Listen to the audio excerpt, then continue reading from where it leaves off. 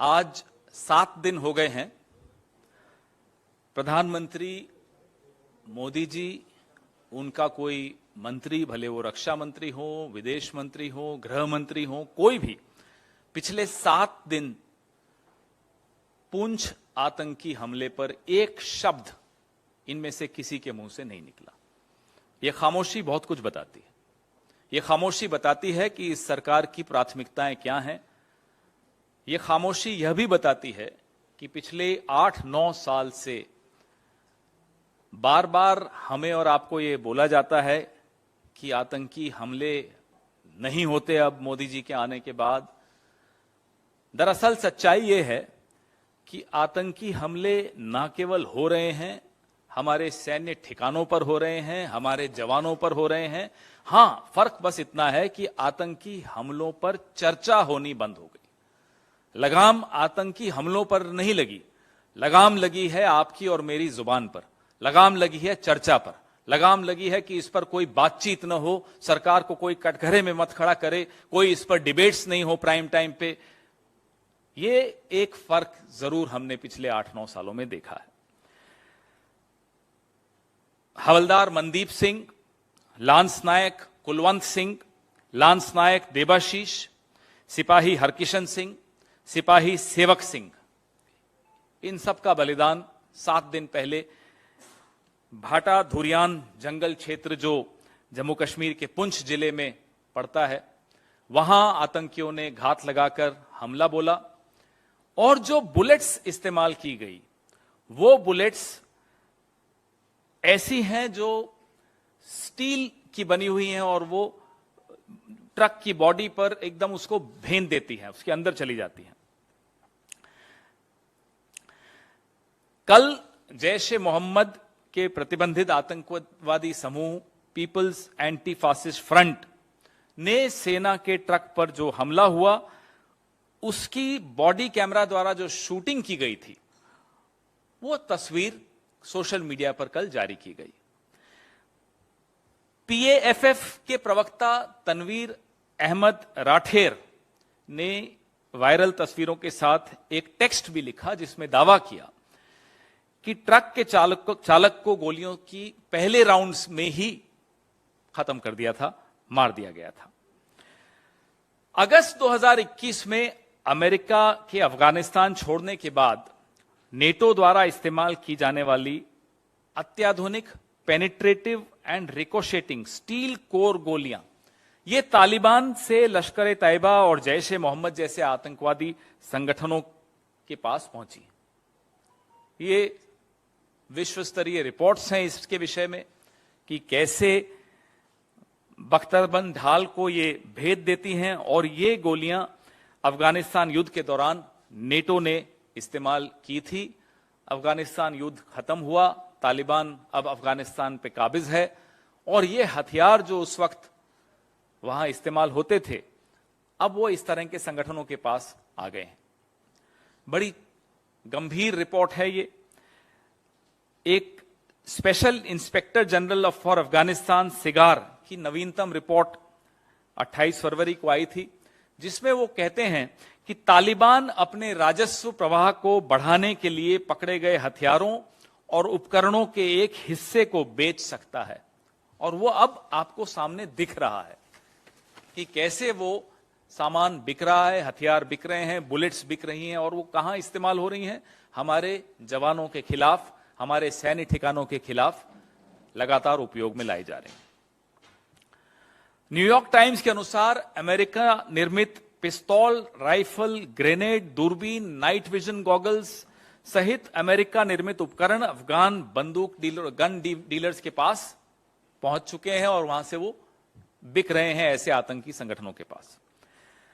अब इसमें हमें इस बात का बड़ा ध्यान रखना है कि जो हमारी पिछली विदेश नीतियां थी, उसमें जो रुख था तालिबान के प्रति, वो रुख मोदी सरकार ने बदला है और तालिबान के साथ न केवल बातचीत शुरू की है, 2023 के बजट में अफगानिस्तान के लिए 200 करोड़ रुपए की सहायता की भी घोषणा की है।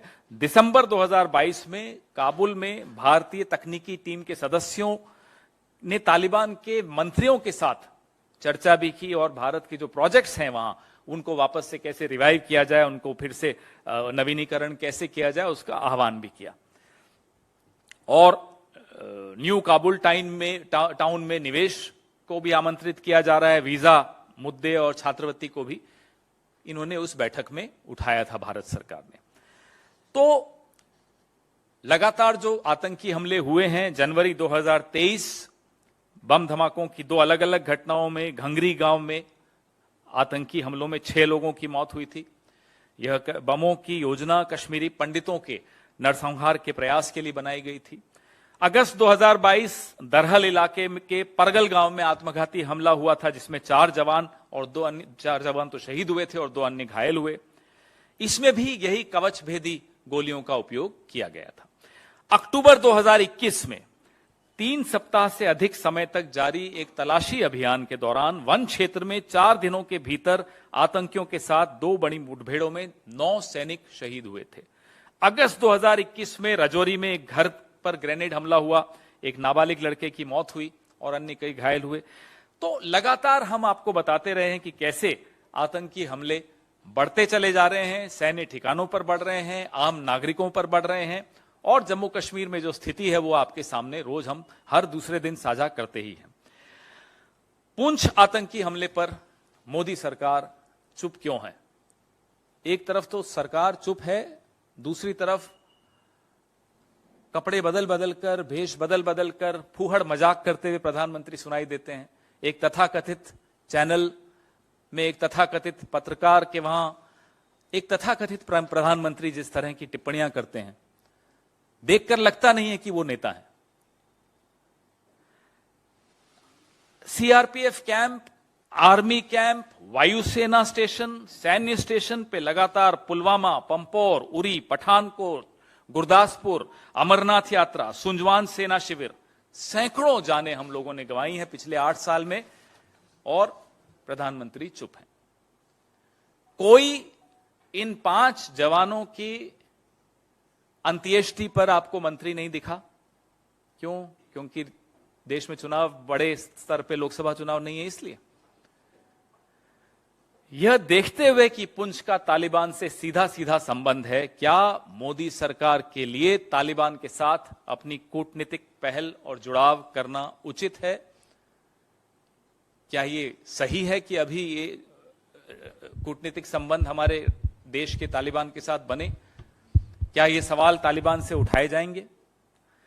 क्या यह सच नहीं है कि मोदी सरकार ने हमारी राष्ट्रीय सुरक्षा को खतरे में डाल दिया है, जिसमें कि जम्मू कश्मीर में 1249 आतंकी हमले हुए हैं, जिसमें 350 नागरिक मारे गए और 569 जवान शहीद हुए हैं। 1249 terror attacks in just Jammu and Kashmir alone, in which 350 civilians lost their lives and 569 jawans were martyred. This is the story of the no nonsense, no tolerance towards terror policy of Mr. Narendra Modi. ये कहानी, ये दास्तान इस सरकार की आतंक विरोधी नीतियों की है, तथाकथित आतंक विरोधी नीतियों की। लगातार आतंकी हमले हो रहे हैं। दुनिया ने कई बार पहले देखा है हमारी सेना की पराक्रम को।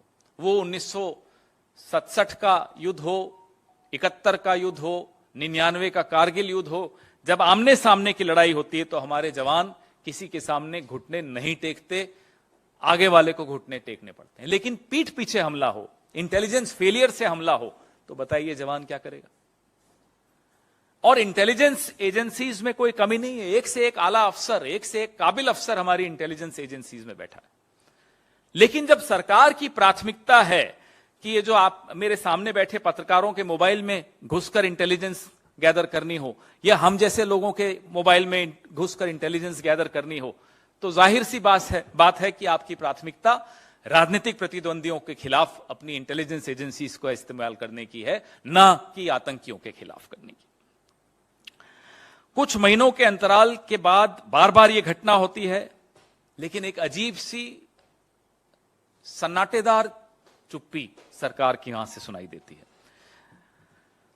उल्टा ये होता है कि इस देश की आदत, हम लोग जो बचपन से किताबें पढ़ते थे उसमें एक नारा सुना था कि तुम मुझे खून दो मैं तुम्हें आजादी दूंगा। आज जो हमारे तथाकथित नेता बने हुए हैं बोले तुम चुप रहो मैं तुम्हें इनाम दूंगा, मैं तुम्हें गवर्नर ही दूंगा। और जो जिसको चुप कराने की कोशिश कर रहे थे आज वो बोल रहा है, उसकी भी बातों का आप जवाब नहीं दे पा रहे हो। तो हम अपने सवाल पूछ चुके हैं और हम उम्मीद करते हैं कि प्रधानमंत्री हम सबकी जासूसी छोड़कर सुरक्षा बलों को हमारे खिलाफ इस्तेमाल करने की बजाय आतंकियों के खिलाफ इस्तेमाल करेंगे और चुप्पी तोड़ेंगे। पुंछ पर चुप्पी तोड़ेंगे, पुलवामा पर सत्यपाल मलिक जी द्वारा कुछ खुलासे किए गए हैं उस पर भी चुप्पी तोड़ेंगे। Welcome to K-Mall, a premium project by Kaleen Group. K-Mall is in the heart of Kolkata's electronic, garment and lifestyle hub, Khidirpur. K-Mall, which is designed as a world-class mall, is the outcome of endless effort of our experts, combined with modern superb techniques and new age design. Book now